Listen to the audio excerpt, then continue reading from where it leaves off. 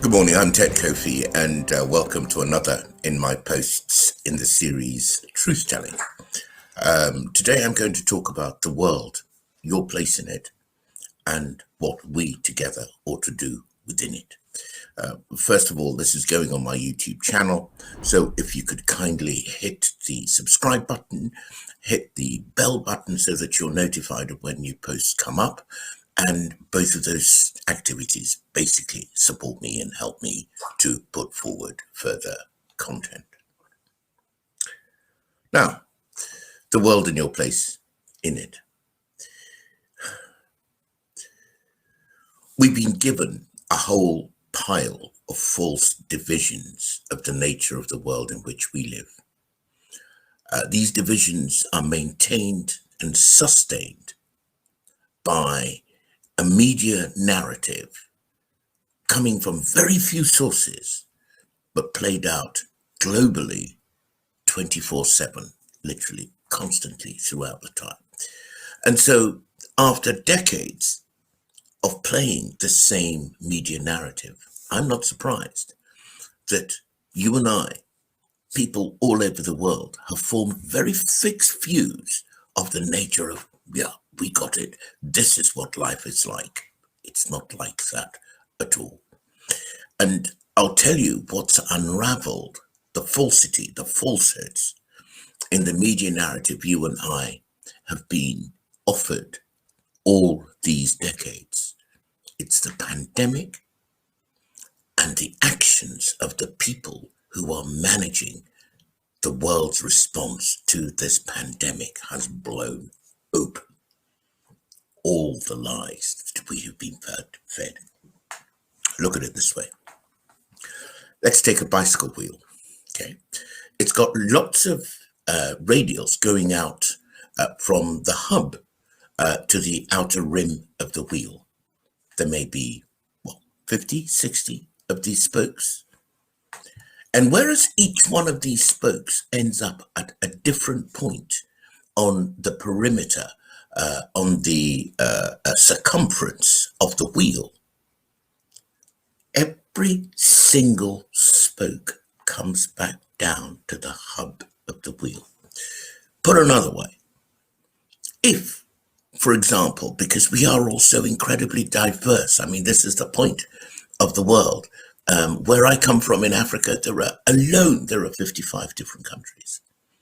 So if, for example, I was born in Ghana, which is in West Africa, okay, somebody else was born in, let's say, Winston-Salem, North Carolina. Somebody else was born, say, in Windermere, up in the Lake District of the United Kingdom. These are very different places, and if you compare them to the wheel of that bicycle, they're all on incredibly different parts of the perimeter, the rim of that cycle.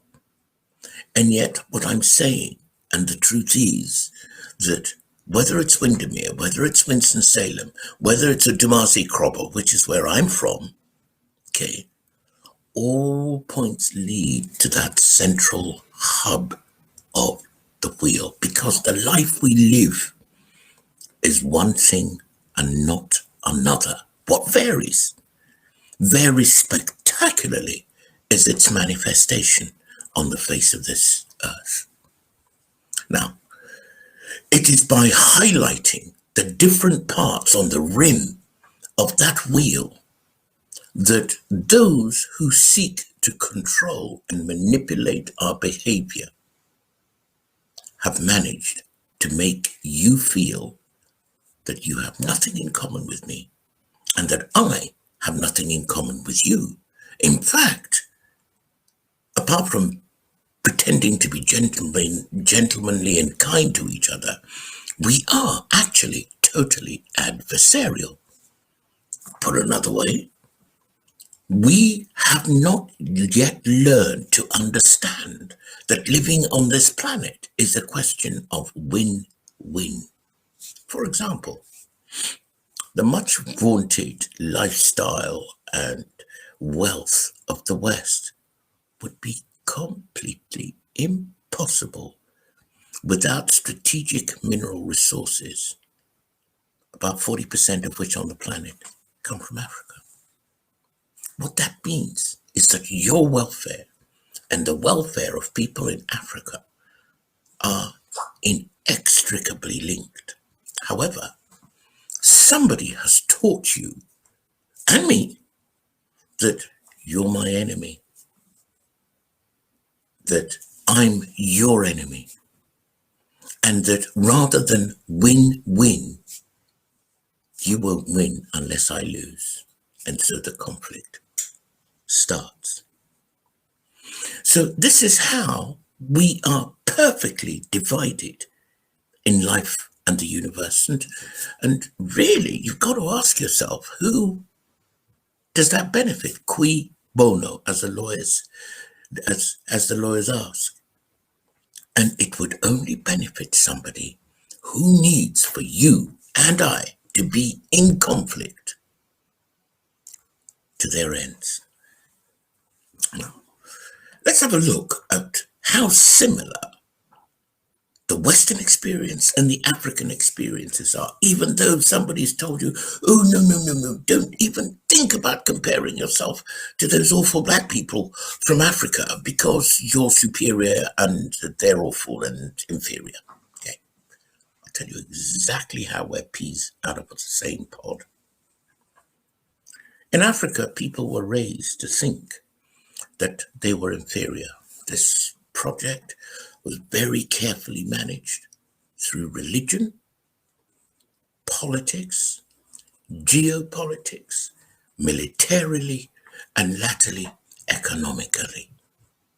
And so Africans have somehow been led by a completely rigged game to think they have no agency and that they have no say in what their future is. It's a complete falsehood. And what this has left many Africans thinking is that there really is something wrong with us. Because it doesn't matter which way we wriggle this thing, it doesn't end up well. And hang on a minute, I mean, every day I pick up the newspapers, somebody's saying how corrupt we are and how we're always taking bribes and how we're allowing other people to push us around, and where is our science and where is our technology? And yes, if we really were somebody, we'd have a history. All of that is so much guff. Oldest university in the world was in Mali under the reign of King Mansa Musa, 989 AD. Those days, people in Europe were gouging each other's eyes out with not very sophisticated weapons, trying to establish the lines of their kingship. Things go up and they come down. Things go round in cycles. Let's park that one for a moment. So, the narratives which have been put out have helped Africans have healthy, or shall I say, unhealthy doses of self-doubt. Let's come to Europe. I studied European medieval history, so I go back to kind of Charlemagne, Frederick Barbarossa, Alfred the Great, and that sort of thing. It interests very few people, so I won't witter on and bore you with it. But if we start with the end of the 19th century and we head into the last century, that is contemporary European history. Three big things happened. One, in the late 19th century, they had this thing called the Conference of Berlin. The purpose of the Conference of Berlin was principally because the Germans wanted something called Lebensraum. Lebensraum meant living space. And they looked left, they looked right, they realized that the French, the Portuguese, the Spaniards, and who have I missed out? French, Spaniards, British, how could I forget them? And the Brits have done very well across Africa. And they wanted a piece of the action. So they had this conference in Berlin, at which they decided that they would carve Africa up. And that's why you see so many of those straight, I mean, which country has straight lines for a border? It's if you're doing this kind of in Berlin, miles away from the place, you haven't got time to follow natural contours like rivers and mountains and so on and so forth. Just get a ruler on the map and just shoop and decide who gets what. First thing. Second thing, geopolitical instability led to the First World War. They called it the war to end all wars, the Great War. Both were very poor names because it didn't end any wars, one, and two, the Second World War was far greater. About 10 million people died. This was Europeans in full-on European genocidal mode with each other. And that was the first event. About 10 million people died. Whole swathes of villages and towns and so on in Britain were wiped out. Now, I'm going to tell you the thing that impressed me about the First World War, because we went through lots of accounts of the Somme. The Battle of the Somme killed tens of thousands of people in the space of one day. Okay, it was like putting human beings through a meat grinder, and the meat grinder, of course, was a machine gun and artillery shells. Because all of a sudden now we had automatic weapons. You just had to go rat tat tat tat tat tat tat as the people walked on. You just mow them all down, and yet loyal, dutiful Englishmen and Germans were doing this to each other and being slaughtered. When that war was over, the carnage it caused was so enormous that the victors decided that there'd be reparations to pay for all of that. And so they put on swinging reparations in Germany, which were, when somebody's down, you absolutely do not kick them because they'll find that very difficult to forget. So lo and behold, a few years later, 1939, Adolf Hitler hits back and has the satisfaction of taking the surrender of France in the same rail carriage in which the armistice was signed in the First World War. My God, talk about adding insult to injury. Revenge is a dish best served cold. Hitler got a big buzz out of that.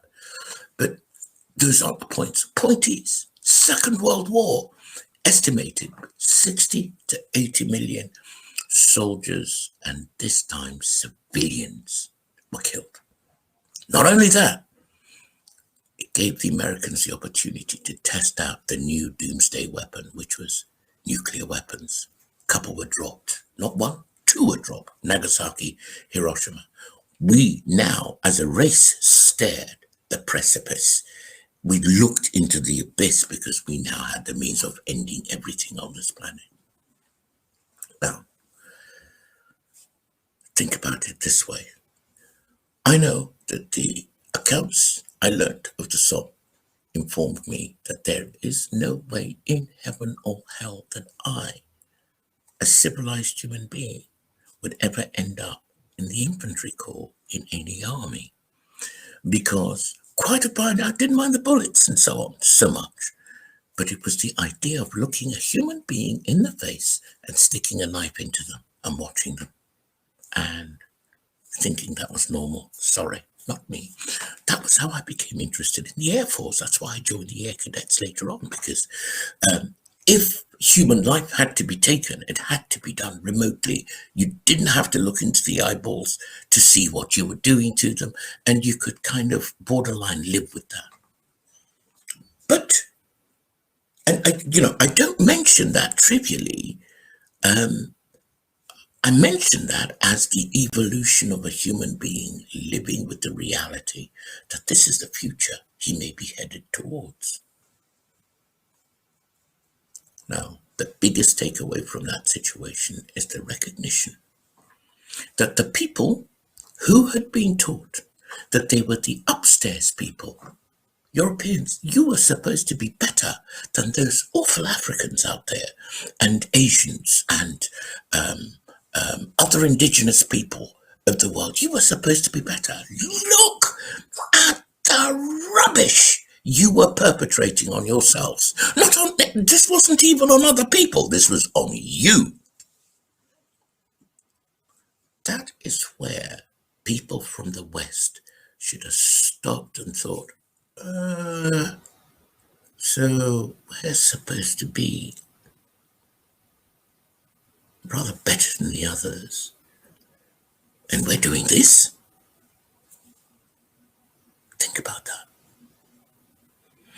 It was the First and Second World Wars were acts of extreme savagery perpetrated by humanity on itself.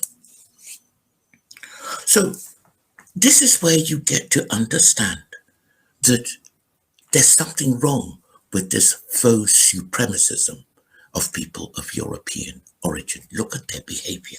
Secondly, when this carnage was over, the Americans launched something called Operation Paperclip, because the Germans were very, very, very good on the tech side of life.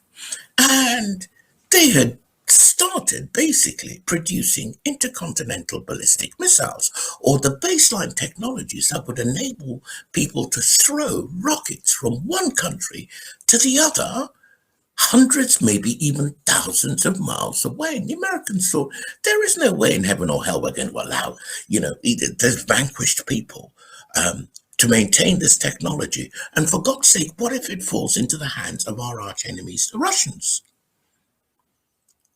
And so, to add insult to injury, the so-called civilized people of the world actually rehabilitated Werner von Braun, the guy who was behind the V rockets.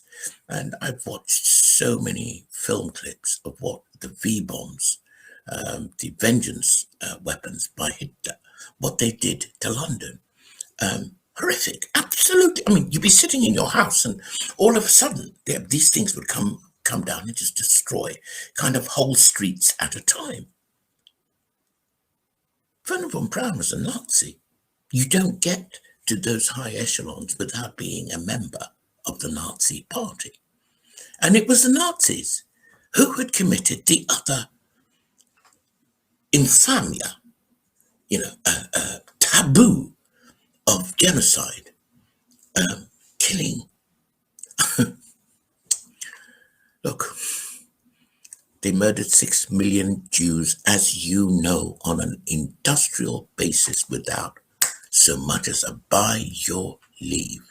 And these were the people who are now being rehabilitated into American life. Where's the logic in that? Now, so, of course, they've done that before. But the reason I'm mentioning the European context of that is that if they were doing it to black people, which they did in slavery in far bigger numbers, if later on the Belgians would do the same thing to Congolese, in far bigger numbers, you would have thought, well, they were doing it to the downstairs people. No, these people were doing it to themselves. What does that tell you? It tells you again, if you ask cui bono, somebody is pulling their strings. Somebody is making people fight themselves. And sure enough, when you dig, you discover that JP Morgan, the American bank, was financing both the Western powers, the Allies, and the Axis forces in First World War, Second World War. IBM was involved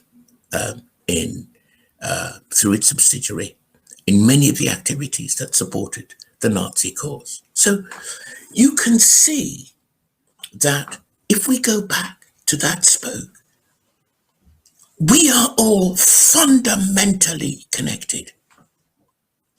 Number one. Number two, the idea that somebody is an upstairs person and somebody is a downstairs person holds no water, because both are treated with casual disregard for the dignity of life.